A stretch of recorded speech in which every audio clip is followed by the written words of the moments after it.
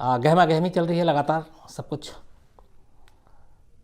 आज की जो कहानी है, मैंने आपको इससे पहले कुछ बैंक रॉबरी की कहानी सुनाई है। ये कहानी है दुनिया की सबसे बड़ी बैंक रॉबरी की। अजीब अजीब तरीके से बैंक लूटे गए, बैंक में डाका पड़ा, बैंक में चोरी हुई, लेकिन इसकी कोई दूसरी मिसाल नहीं है। यहाँ पे लुटेरा कौन, लूटने वाला कौन और बैंक कैसे लुट रहा है, ये सारी अजीब कहानी है। इस मायने में भी अजीब कहानी है कि एक ऐसी बैंक रॉबरी है जिसमें किसी बंदूक, किसी हथियार का इस्तेमाल नहीं किया गया। बैंक रॉबर जिसको लूटना है वो निहत्था जाता है, बिना किसी खून खराबे के बैंक लूटता है। 5 घंटे तक इस बैंक में रॉबरी होती है। बैंक में जितने पैसे थे उसको लूटने के लिए 3 बड़े बड़े ट्रक वो अपने साथ लेकर गए थे। करीब 5 घंटे बैंक के अंदर से पैसे निकालने और ट्रक पे लोड करने में लगते हैं। 5 घंटे के बाद पता चलता है कि इस बैंक से करीब $1 बिलियन, मुझे इसकी हिसाब किताब तो वैसे ही कमज़ोर है, बट अगर मैं जोड़ता हूँ उसमें कुछ 1 मिलियन यूरो भी थे, करीब 7,500 या 8,000 करोड़ रुपए की ये डकैती है। 7.5 या 8 करोड़ नहीं, 7.5 या 8,000 करोड़ की डकैती है। $1 बिलियन। दुनिया में इससे बड़ी बैंक डकैती कभी नहीं हुई। कहानी इराक की है, इराक की राजधानी बगदाद की है। 2000 के बाद इराक में उथल पुथल शुरू हो चुका था। न्यूक्लियर बम या जैविक हथियार, इन सब चीज़ों को लेकर अमेरिका शुरू से इराक पर दबाव डाल रहा था। मैंने इराक की इंटरनल कहानी भी आपको सुनाई। खेल हालांकि तेल का था। अमेरिका चाहता था कि सद्दाम हुसैन अमेरिका के आगे झुकें और शर्तें माने, बट सद्दाम हुसैन अमेरिकी शर्त को मानने को तैयार नहीं। तेल के जो रूल्स, नियम, बाकी ख़रीद फरोख्त, उसका अधिकार, उसको लेकर तैयार नहीं।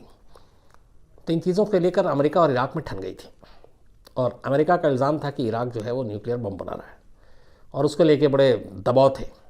हालांकि कई बार तलाशी हुई, बट इराक के पास से कभी कोई न्यूक्लियर बम मिला नहीं। लेकिन उसी के आड़ में अमेरिका ने फिर इराक पे हमला करने का फैसला कर लिया था। बात 2003 की है। इससे पहले इराक में जो पूरा एक मॉनेटरी सिस्टम था, बैंक और सारी चीज़ें, वो ब्रिटिश उनसे इंस्पायर्ड था, और उन्हीं के ज़रिए सब कुछ चलता था 1931 तक।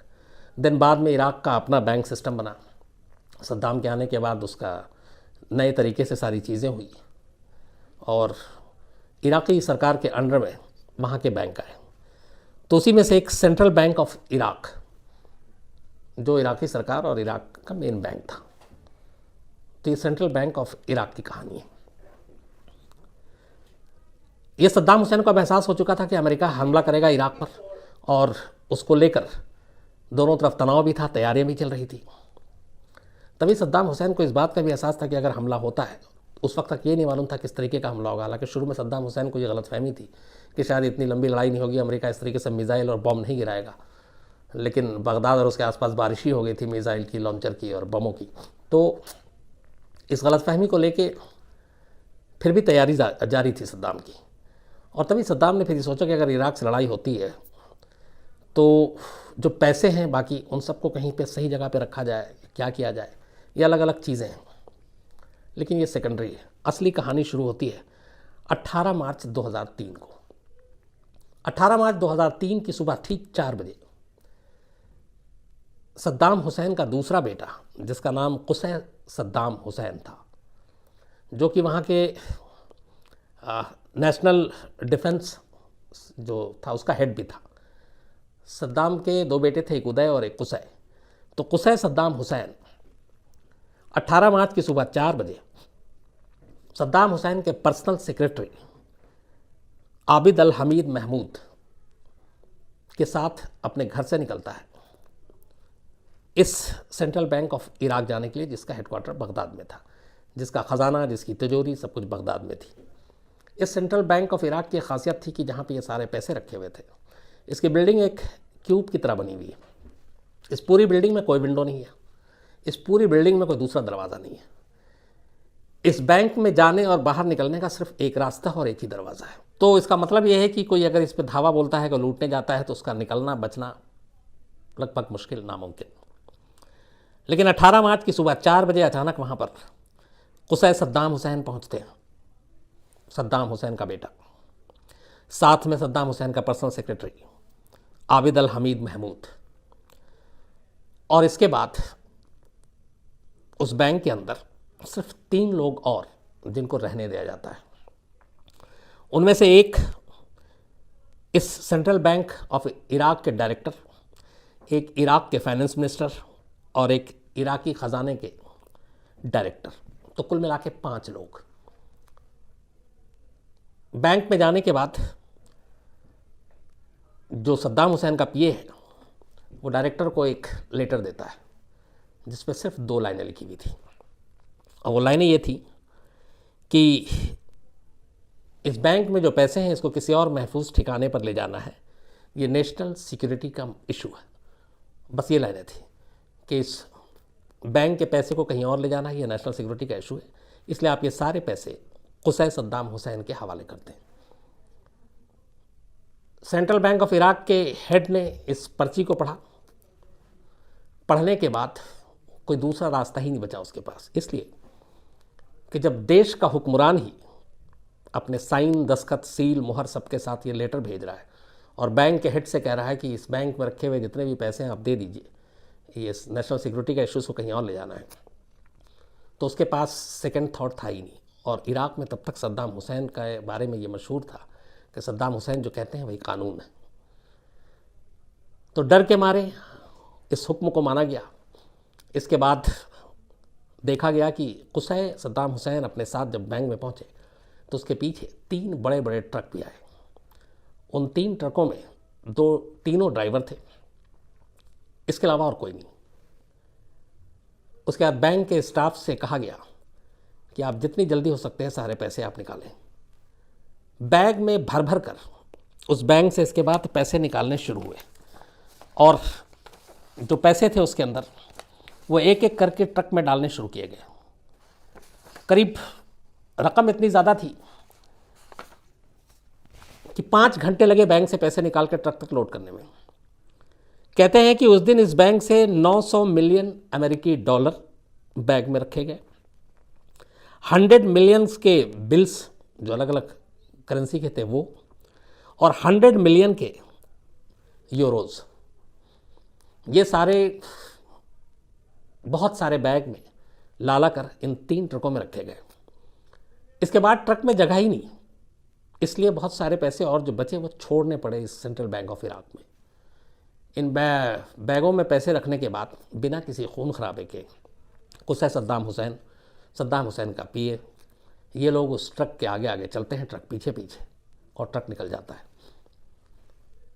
18 मार्च 3 इस बैंक की बिना खून खराबे की हुई सबसे बड़ी रॉबरी के कुछ ही घंटे के बाद अमेरिका का पहला मिसाइल बगदाद पे गिरता है और इसके बाद जंग शुरू हो जाती है। अमेरिकी फ़ौज जब इराक में पहुंचती है तब तक जो सद्दाम हुसैन के जो दुश्मन थे, मुखबिर थे, उनके ज़रिए अमेरिका को पता चलता है कि हमले से कुछ देर पहले सेंट्रल बैंक ऑफ इराक के बाहर 3 ट्रक देखे गए और उन ट्रकों में बैग भर भर कर ले जाया गया। और उस वक्त बैंक में सद्दाम हुसैन का दूसरा बेटा कुसै हुसैन खुद मौजूद था। ये पता चलते ही अब अमेरिका धीरे धीरे पे हमला कर रहा था।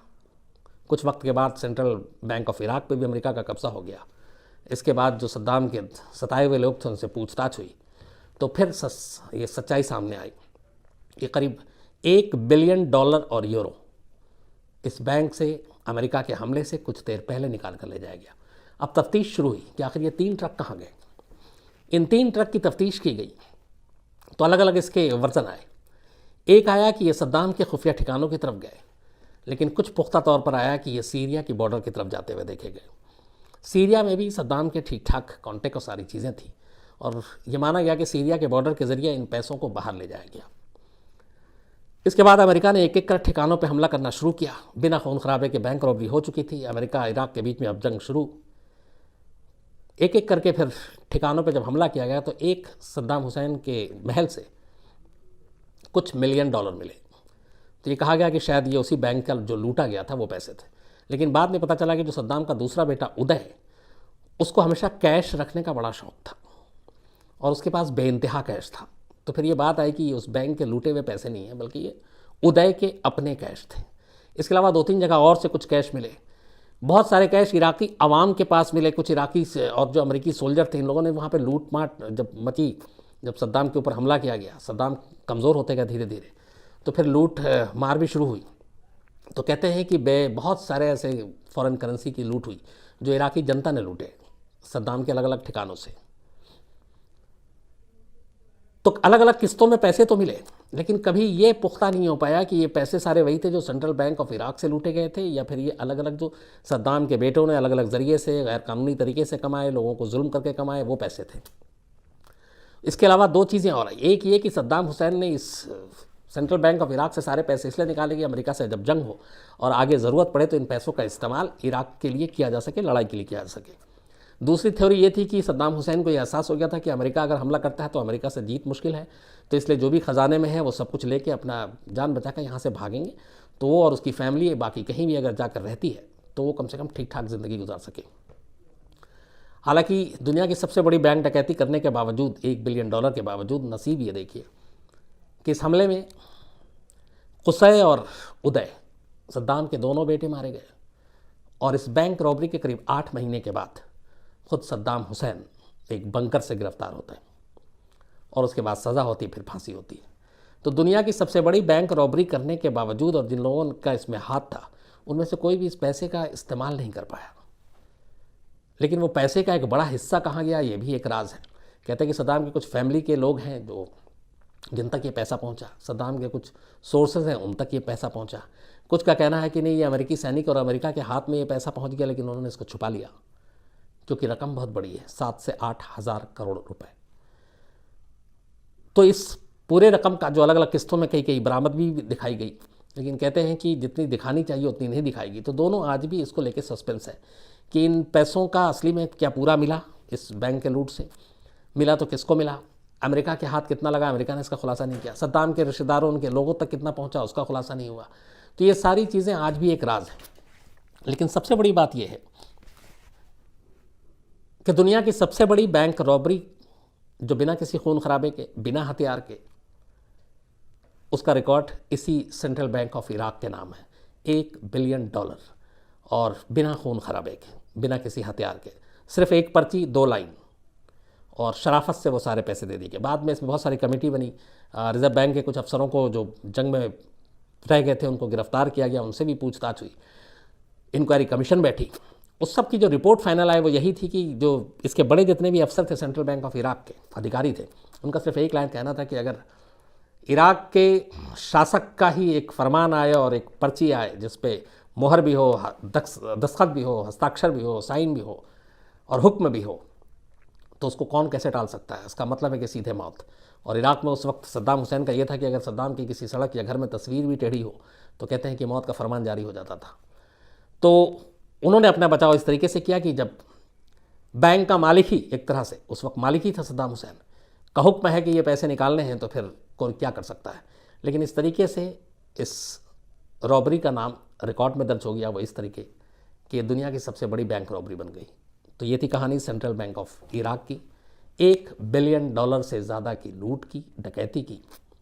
और कमाल ये है कि उसका एक बड़ी रकम है, आज भी उसका सच नहीं मालूम कि वो किसके जेब में है, किसकी तिजोरी में है, कहाँ पर है, कौन उसका कैसा इस्तेमाल कर रहा है।